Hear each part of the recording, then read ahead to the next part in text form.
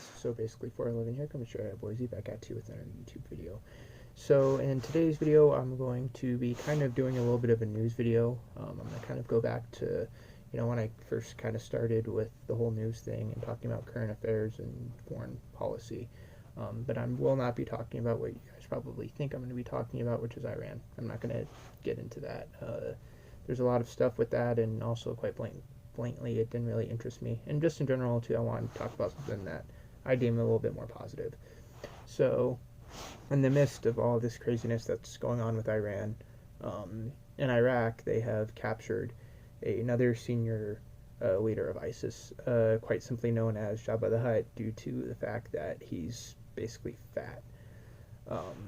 Basically, what happened was Iraqi security forces, with one of their elite units, which would be the equivalent of our SWAT teams here, basically stormed his compound and captured him. So you guys are probably wondering, well, who was this Jabba the Hutt guy?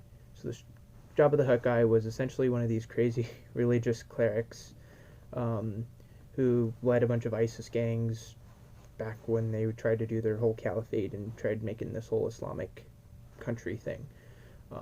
He was known to basically tell his gang to go and assassinate people for like no reason, or people that would basically refuse to speak for ISIS.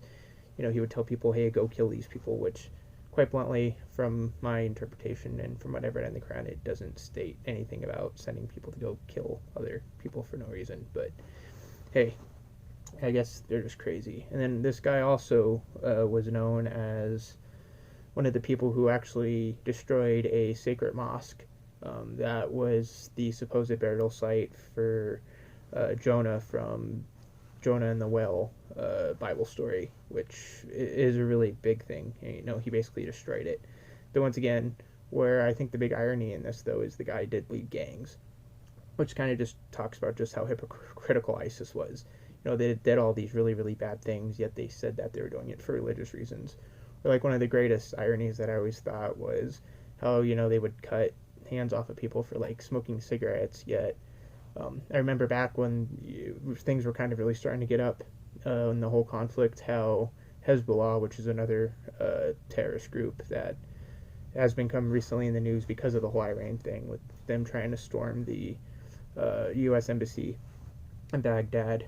Basically, what they did was they stormed another ISIS compound, and then they found basically what would be the equivalent of Adderall there, and they found a ton of it, which, using ISIS's logic is kind of also against their rules. But anyway, let's go back to his old capture. So basically, they stormed his compound, captured him, but this guy apparently was like so fat that they actually had to load him in the bed of a truck. They couldn't fit him in a police car because that's how like big this guy was.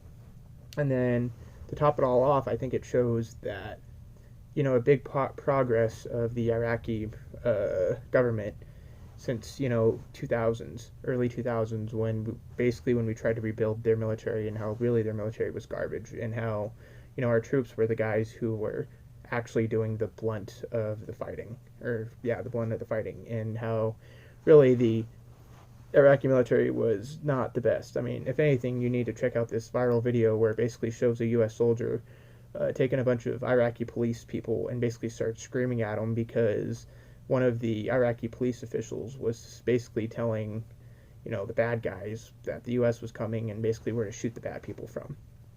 And once again, now that their government's, I don't want to say kind of fixed, because it's not, but it kind of shows that this could be the starting point for actually them becoming stabilized. And if anything, this also should be one of the reasons why the U.S. should actually think about leaving, because once again, everybody wants us to leave the area, and really, if they can go and capture one of ISIS's top leaders, which somehow has invaded everybody for years and years and years, and the guy really can't move because of how fat he is, because like I said, they had to transport him around in a truck. They were able to capture this guy. Well, why? It shows competency to where at least, they can do something, and they don't necessarily need the U.S. to be holding their hand and basically telling them what to do. And then also in general, too, in the grand aspect of things, too, this also shows that really, ISIS isn't. It's. I mean, they're still kind of. I mean, they're not really a threat per se, but they're still kind of somewhat relevant.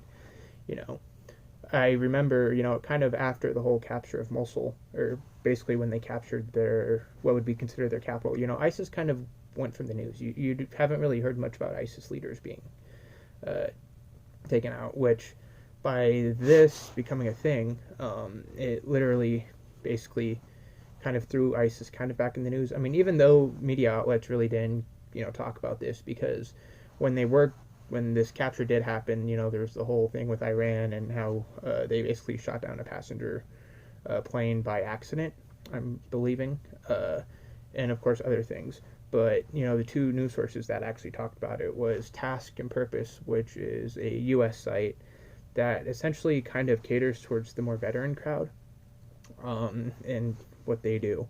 And then also, I think it's the New York Post also kind of talks about it. And basically, they did a really good article.